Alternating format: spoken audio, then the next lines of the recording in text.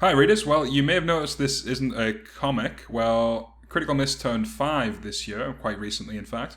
So we thought we'd do something a little different and turn our critical eye inwards and do a quick retrospective of the first 8 Critical Miss strips. If this is a popular video, we will do some more alongside our usual comic updates. I'm Greg Carter, writer of Critical Miss, and with me is Cory, the artist. Hello. All right, let's get started.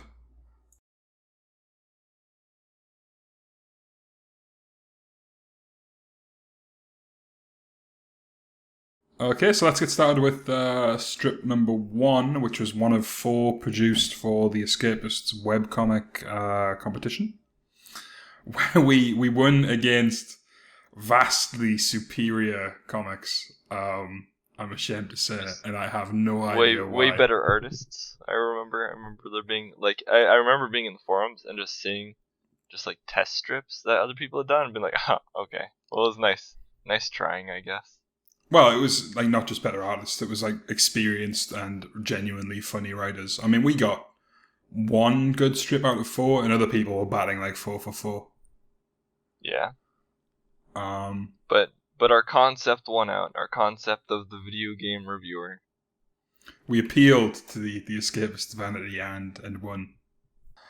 Which is interesting because when I look at this strip, this kind of shows my mindset at the time and the very low opinion I had of video games journalism in general, which came from a place of complete ignorance. Like, I've since gone on to work in the industry, and there are huge, huge problems with it, but like, EA handing people sacks of money really isn't one of them.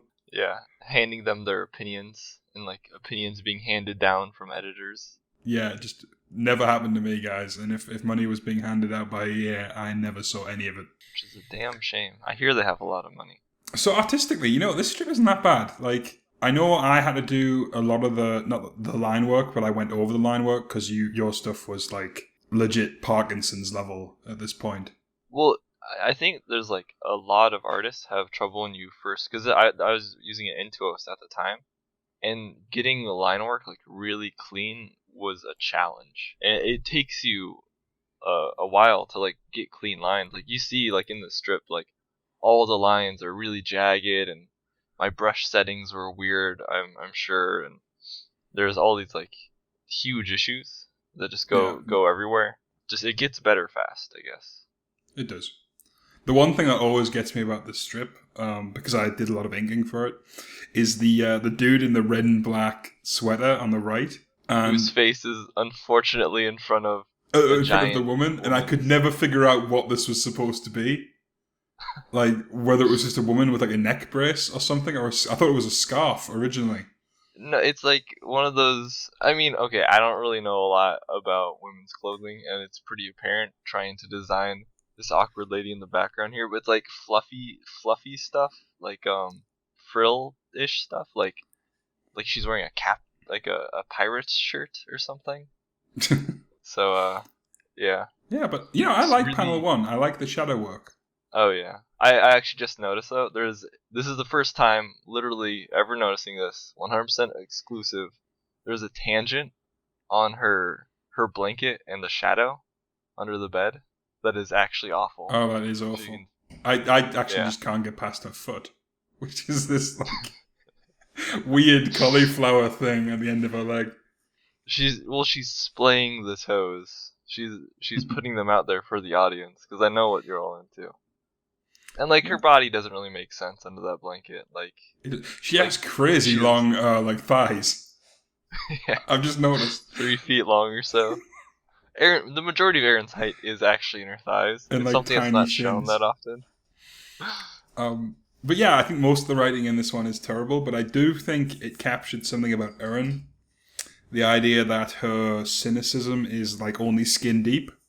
It's very practiced, Yeah, and then when she comes across something she likes, she gets very giddy and excitable. Which I thought was and going to it's be an like interesting character trait, but it turns out that every video game webcomic protagonist ever has that trait. true. It's very it like it feels genuine for your character, and then you see it everywhere else, and you're like, oh, maybe it's not that genuine. But yeah, overall, I think of our early strips, this one isn't that terrible.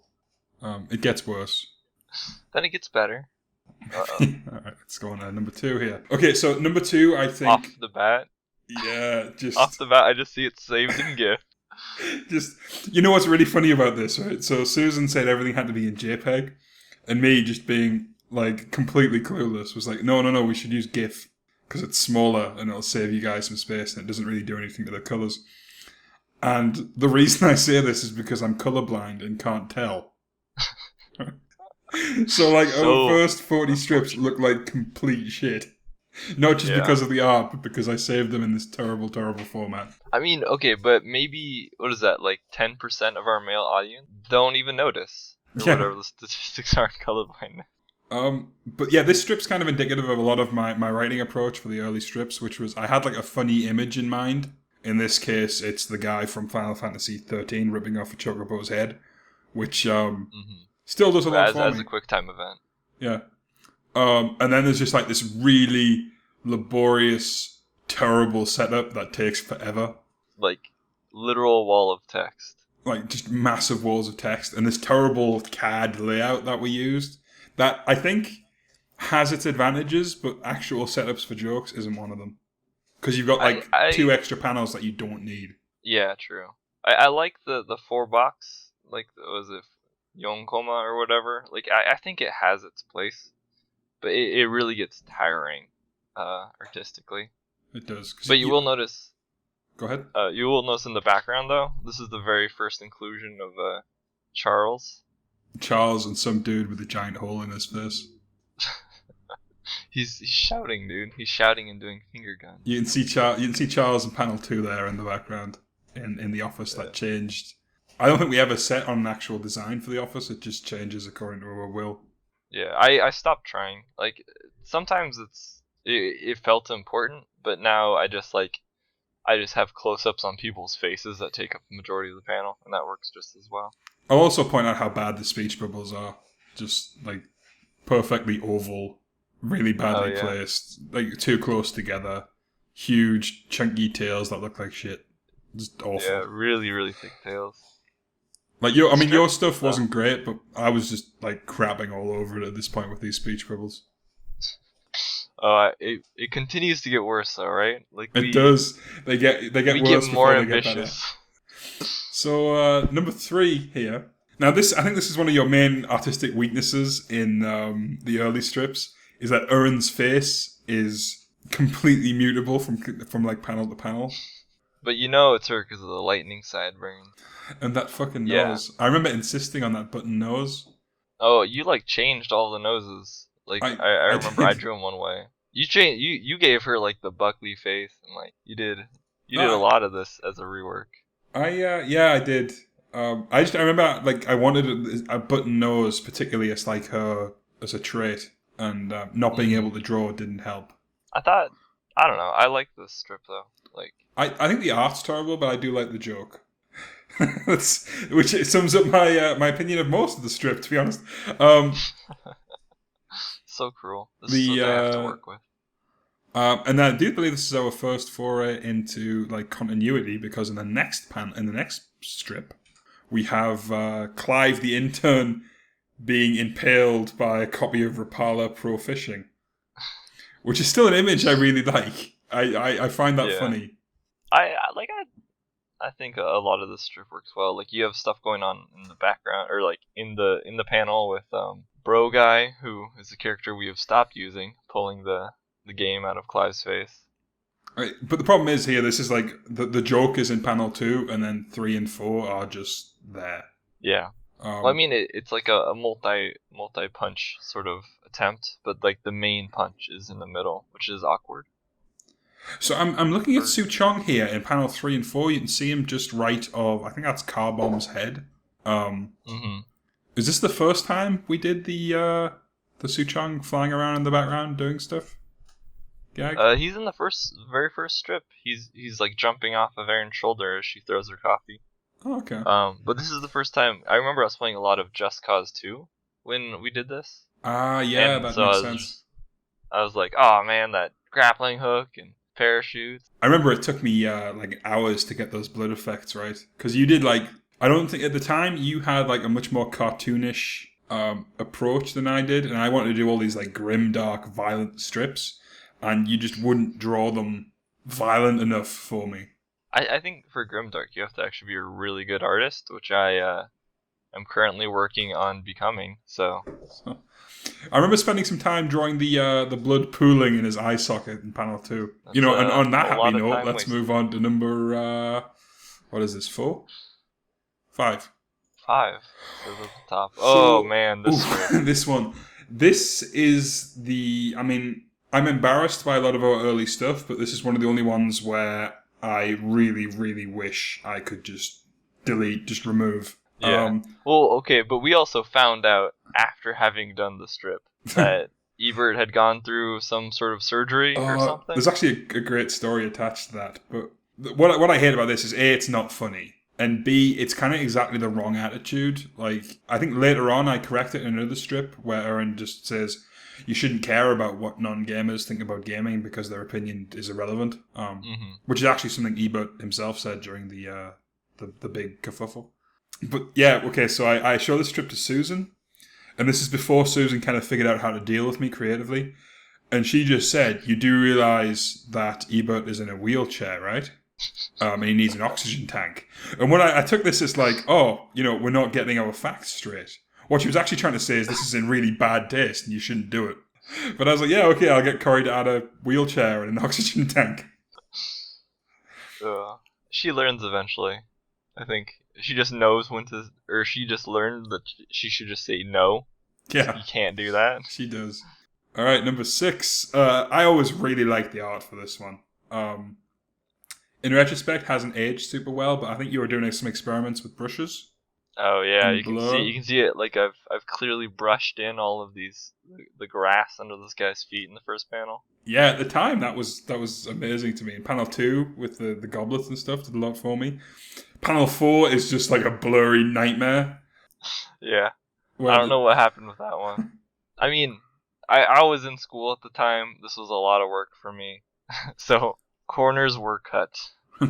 And panel 3 is, if I'm honest, like completely stolen from a bigger than cheeses strip, which most people will recognize as that angry "my face when" response that was floating around 4chan for a while. All I can see are his arms that just look awful. Oh, his left arm is broken. He's got problems. Anatomy isn't always. It just isn't always. But this was the first hint of my kind of love-hate relationship with Final Fantasy VII, which I think is both underrated and overrated at the same time. Alright, number 7, actually one of our most popular earlier strips, this one. Oh, yeah. Well, it's a very easy criticism of, it was based on Fear 3 having like a 3 in the title, which I think catches a bunch of people because it pleases people who don't like stupid advertising trends and people who think they're grammar Nazis. The true irony, of course, is me at this point trying to criticize other people's grammar. Because I honestly could not write English until Susan taught me when I started working at The Escapist. I remember I like the designs for her English gland.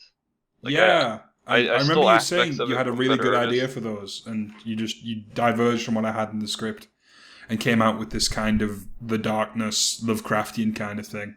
And it's obviously limited by my actual skills at the time, but aspects of the design I think are really good. Yeah. That being said, the guy in panel 1 and 2 is so fucking terrible. Why don't you like him? He's Tycho. He's got the blonde with the dark side. Oh god, that haircut turns up so often in the webcomics. But like right off the bat, like compared to say CAD, right, which is always 3/4, always. We did some experimentation with angles here. Like we've got a 3/4 in 1, and then like a down shot in 2, then this weird up like down kind of dramatic shot. You experimented a bit. Everything was nice and dramatic. I tried, but you will notice, like, honestly, her face is a 3/4 in all of those panels, even with with perspective. So I tried. All right, I put my best foot forward and I stepped on my other foot or something. I don't know. All right, so on the next strip here, whenever I think about early critical miss, one of the things that comes to mind is this guy's fingers in panel 1, where he's doing this Oh, weird nipple pinch thing, like that famous bit of erotic art where it's a dude pinching someone else's nipple. You know what I mean? Where he's pinching someone else's nipple, and it just I'm I'm surprised you're not on the other hand. I think the the, other hand the cup is holding hand, which yeah. is Well, repeated he's in panel clutching. 2. No, see, that's just bad. I understand bad. I just don't understand what's going on in the pinching hand. He's gesturing with his hands. Do you not like? Is he just He's like tweaking his nipples while he's talking and taking a drink of his water cooler? Water? his hands are in front of him and he's gesturing, and like the hand naturally closes in on itself, and he's touching his thumb and his forefinger. It's just I I do like like to panel 2, though. I like the way Erin self yeah. gestures, and it's very dramatic and like flouncy. I mean, she does have midget arms, but She does. it it is it's an She has attempt. incredibly pointy breasts, too. Yeah, that's some Kim Possible shit right there.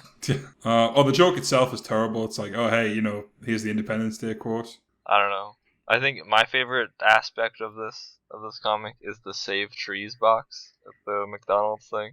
I always like seeing those things. It's just like I don't know what to do about them. Like I'll put change in if I get change back or something. But I do like the matching facial expression in Info. oh yeah, Though sometimes the tiny hand on the dude is pretty funny. That is a tiny hand. mistakes were made.